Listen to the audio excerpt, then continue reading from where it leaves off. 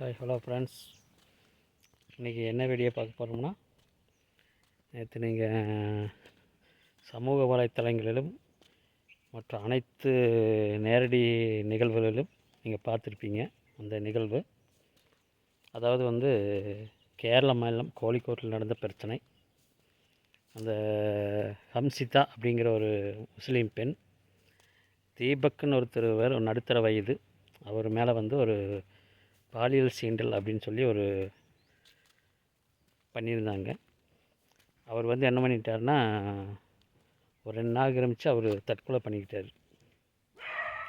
உண்மையாலுமே இதில் நடந்தது என்ன விஷயம்னா, அந்த பெண் வேணும்னாலே தான் அவர் மேலே போய் இடிச்சிருக்கு. அந்த வீடியோ பாருங்கள், நல்லா பாருங்கள். உண்மையாலுமே அந்த வீடியோ ஒரிஜினல் வீடியோ பாருங்கள், கண்டிப்பாக எல்லாத்துக்குமே புரியும். அவர் அவர் பாட்டுக்கு தான் பஸ்ஸில் அந்த கம்பியை பிடிச்சிட்ருக்காரு. இந்த பொண்ணு மேலே போய் விழுகுது. அது வீடியோ எடுக்குது பாருங்கள். யாருமே எந்த ஒரு பெண்ணுமே ஒரு கட்டுக்கு ஒரு பிரச்சனை வரும்போது எல்லாருமே டக்குன்னு அந்த இடத்துல அந்த அவளுடைய உணர்ச்சியை காட்டுவாங்க. உடனே ஒரு அடிச்சிருவாங்க, இல்லைன்னா ஏதோ ஒரு வார்த்தை பேசுவாங்க.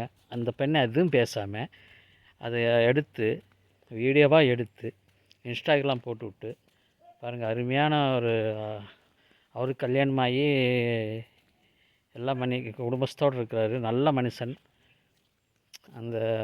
அவர் இன்றைக்கி பழி வாங்கிட்டாப்புல அந்த பொண்ணு. உண்மையில் இது நம்மளுக்கு நினச்சா பார்க்க முடியாத ஒரு இருக்குது. டவுன் பஸ்லேயோ இதில் போகிறதுக்கே பயமாக இருக்குது, பெண்கள் கொண்டு போகிறதுக்கு. நம்ம பெண்கள் ஒரு தாய் மாதிரி எல்லாத்தையும் நினைக்கிறோம், ஒரு தங்கை மாதிரி நினைக்கிறோம். நம்மளும் நாளைக்கு இதே மாதிரி ஒரு பஸ்ஸில் போகிறம்போது பக்கத்தில் ஒருத்தர் நிற்கும்போது நம்மளுக்கு பயமாக இருக்குமா இல்லையா? நீங்கள் யோசனை பண்ணி பாருங்கள்.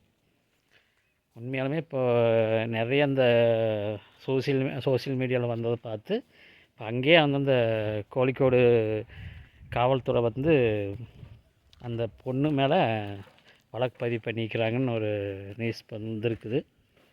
உண்மையாலுமே அவருக்கு ஒரு நியாயம் கிடைக்கணும் கண்டிப்பாக. பாவங்க, சும்மா சரி இடித்தா இடிச்சிட்டு போகிறாருங்க, சார் தெரியாமல் இடிச்சிட்டு போகிறாரு அப்படின்னு சொல்லிட்டு ஏதோ திட்டி விட்டு விட்டுருக்கலாம்.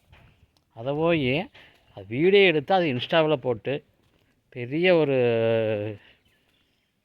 ரீல்ஸு, அது ரீல்ஸ் மோகமாம். அந்த பொண்ணுக்கு இதே மாதிரி நிறையா ரீல்ஸ் போட்டிருக்குதா. அதனால் ரீல்ஸ் மோகத்தில் தான் இது மாதிரி பண்ணிக்கிறா அப்படின்னு போலீஸுக்கு தெரிஞ்சு போச்சு. அந்த பெண்ணை இப்போ வலை வீசி தேடி வந்துட்டுருக்காங்களாம்மா.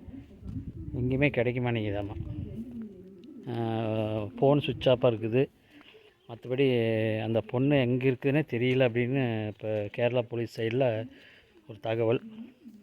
உண்மையால ஃப்ரெண்ட்ஸ் எல்லாருமே கொஞ்சம் இனிமேல் பேருந்தில் போகும்போது கொஞ்சம் ஜாக்கிரதையாக போங்க. யார் பக்கத்தில் இருக்கிறது, யார் வீடியோ எடுப்பாங்கன்னு நமக்கு தெரியாது. இது ஒரு விழிப்புணர்வு பதிவு தான், பார்த்துக்கோங்க. ஓகே ஃப்ரெண்ட்ஸ், இந்த ஒரு சின்ன வீடியோ தான், எல்லாத்துக்கும் ஒரு விழிப்புணர்வு பதிவு. Okay, thank you. அடுத்த வீடியோவில் கண்டிப்பாக பார்ப்போம்.